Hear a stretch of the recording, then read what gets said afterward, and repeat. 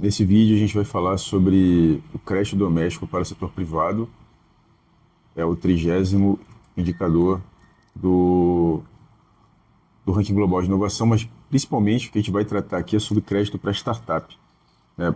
Esse assunto está muito relacionado ao crédito disponível para startups, né? Se você não tem crédito para startup, você não consegue desenvolver tecnologia, você não consegue ter inovação. Então, eu vou apresentar aqui alguns detalhes sobre esse indicador, trazer alguns números, algumas atualizações e deixar algumas reflexões para vocês. Meu nome é Rodrigo Klim, esse canal é o canal Tecnologia Brasileira, um canal dedicado a avaliar, investigar, né, o que está acontecendo com o cenário tecnológico brasileiro, as decisões de governo e para onde a gente está indo nesse sentido, né, de desenvolvimento tecnológico. A gente tem utilizado o Global Innovation Index como referência para fazer essas avaliações e como uma espécie de bússola, né, para a gente se guiar e saber o que está acontecendo. Então, falando a respeito do indicador já, esse indicador de crédito doméstico para o setor privado está relacionado a recursos financeiros fornecidos ao setor privado por instituições financeiras. Existem várias modalidades de captação desses recursos, a gente vai observar isso aqui, e a gente vai falar também sobre quais são os melhores países nesse indicador. Ou seja, na verdade, a gente vai falar sobre os melhores países para captar recursos para uma startup, né? Quer dizer, onde você deveria pensar em abrir uma startup, ao invés do Brasil. Falando sobre o indicador, de uma maneira geral, os indicadores, né? Na verdade, esse indicador crédito, ele está dentro de um contexto de market sophistication, que é um dos pilares, um dos 7 pilares do Global Innovation Index, e esse aqui é um dos indicadores de crédito, e nesse indicador o Brasil está na posição 81. Se você vê que a gente já falou sobre isso no último vídeo, sobre financiamento para startups, né? E agora a gente está falando, no caso, financiamento do governo, né? E aqui a gente está falando agora sobre dinheiro disponível para captação pelas startups. A gente está falando aqui no contexto de startup, obviamente, de tecnologia, de inovação, mas é o crédito para a economia de uma maneira geral, né? Esse indicador ele é referenciado como porcentagem do PIB.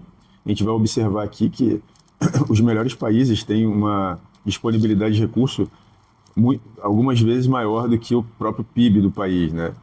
Assim, é muito dinheiro disponível, né, através de crédito doméstico.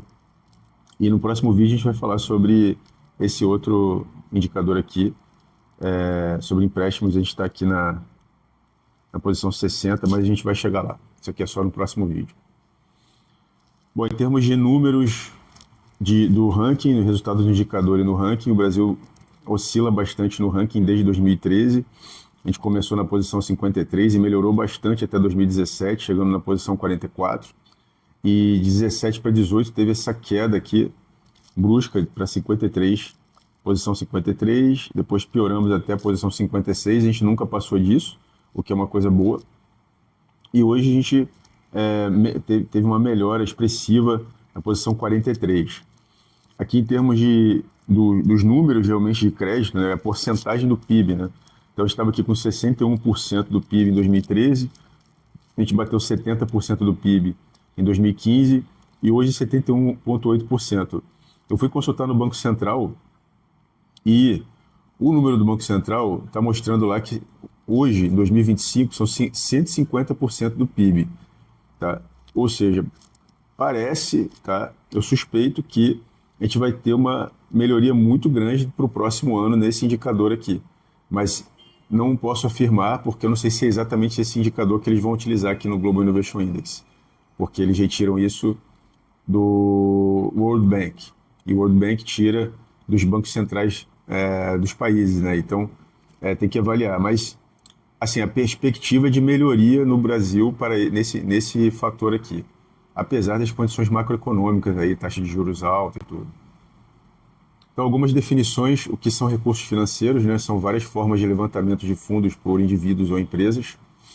O que é setor privado, né? São famílias, corporações não financeiras e instituições sem fins lucrativos.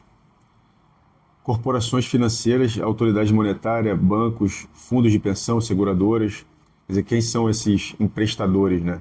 Essas instituições que emprestam recursos. Instrumentos de crédito, né? Empréstimo, compra de título não patrimonial. No caso, o título não patrimonial é quando você cede um recurso para uma empresa sem adquirir uma parte dela, por exemplo. Né? Então, alguém empresta um dinheiro para uma empresa, mas isso não faz com que esse empréstimo seja uma parte da empresa, né? Se transforme numa parte da empresa. Você tem um poder de voto, por exemplo. É o mesmo caso dos títulos, né, que os países vendem, né? É um título não patrimonial, né? É um exemplo. Empréstimo é empréstimo mesmo entre bancos ou entre empresas também. Ou de um banco para uma empresa, ou de uma empresa para uma outra empresa. Enfim, todo tipo de empréstimo são instrumentos de crédito, né? Entra nessa conta de crédito doméstico. Fatores que influenciam o crédito do ponto de vista do tomador de empréstimo, né? No caso, a gente está falando aqui especificamente de inovação, a gente está falando das startups. Então, crescimento econômico, confiança no mercado, mais investimentos para acompanhar o crescimento e, consequentemente, mais crédito. Quer dizer,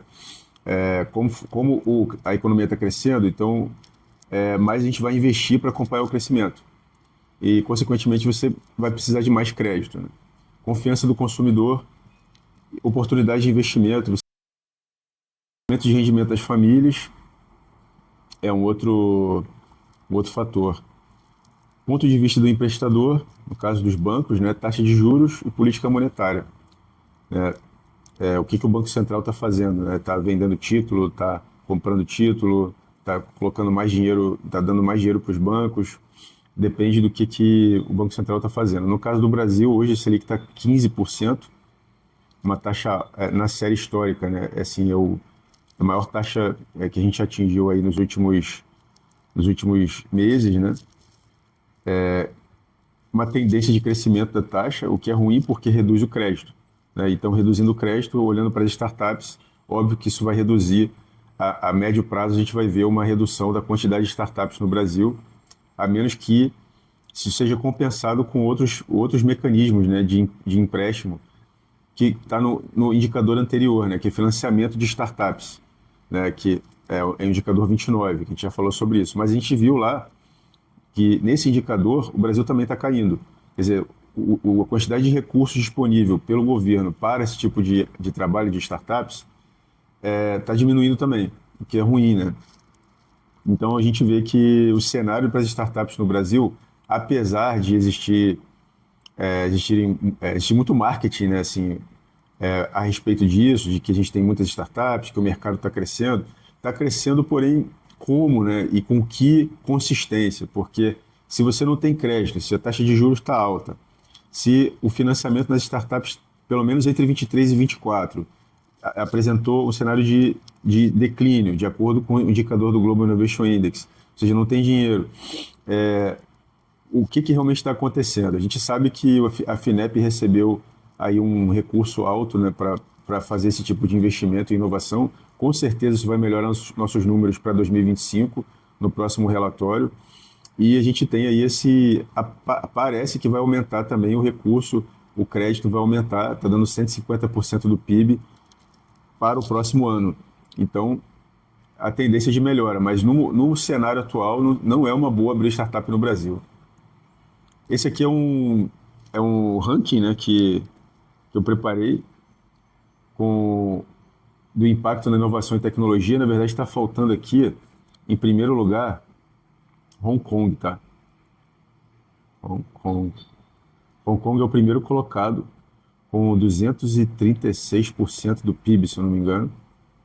Tá? Depois vem Estados Unidos, os melhores países. Se você for abrir uma startup, quais são os melhores países para você conseguir crédito, para você ir lá e abrir a sua startup? Hong Kong, Estados Unidos, Japão, China, Camboja, tá? Coreia do Sul, Suíça, Tailândia, Nova Zelândia e Dinamarca.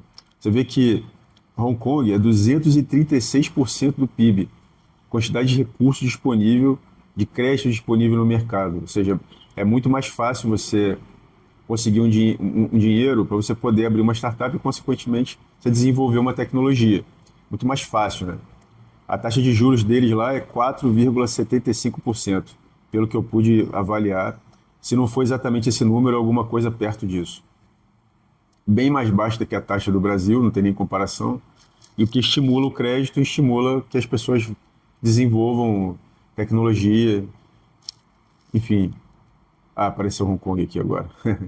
E aqui eu coloquei também o resultado da América do Sul, né, para a gente saber aqui no nosso cenário, aqui no nosso quintal, né, aqui da América do Sul, na nossa vizinhança, quais são os melhores países, né? O Chile aparece disparado aqui em 18º lugar, com 112% do PIB. Não é à toa que o Chile ocupou a liderança do ranking na América Latina e Caribe por algum tempo. Foi superado pelo Brasil agora, mas vamos ver o que vai acontecer nos próximos anos, né? Na Argentina, a gente tem aí um cenário muito ruim, pelo menos até 2024, 16% do PIB só, ou seja, não tinha crédito na Argentina. Vamos ver o que vai acontecer com o governo do Milei, o que vai acontecer, se vai melhorar, se vai piorar, a gente vai ver isso aqui. Bolívia, 71% do PIB, bem encostada no Brasil, que está em 43º lugar. Quer dizer, a Bolívia, assim, dentro do nosso cenário aqui, da nossa realidade, né? Tá bem até. Colômbia, posição 76, Paraguai, 65, e o Uruguai até me surpreendeu, assim, o Uruguai não está, talvez não esteja conseguindo dispor desse crédito para startup, né? Mas é um país que eu vejo que tem boas perspectivas aí de desenvolvimento tecnológico nos próximos anos. Eles estão organizando a casa, né? O Uruguai. A gente deve ver o Uruguai melhorar muito nesse ranking nos próximos anos. Eu queria fechar esse vídeo com esse anúncio aqui do meu curso, né, que eu acabei de criar na plataforma Udemy, o mais básico sobre patente. É um curso introdutório sobre patente, é um curso para quem está querendo... É um curso de apenas 2 horas, na verdade é um mini curso, né, para você ter noção de como é a estrutura de uma patente, como você acha uma patente. Assim, você ver uma patente, muitas pessoas nunca viram uma patente, então para você saber como é, isso pode ser útil para você em algum momento, de alguma forma, a gente nunca sabe, então é bom você ir lá, se inscrever no curso, é super barato, tem várias promoções, as promoções do Udemy geralmente deixam o curso a R$29, R$25, o preço original é R$70, mas você pode pegar uma promoção, então você pode comprar o curso e assistir depois, né, em outro momento. Então fica aqui a dica para você fazer esse curso, tá bom? Então até a próxima aí, te vejo no próximo vídeo.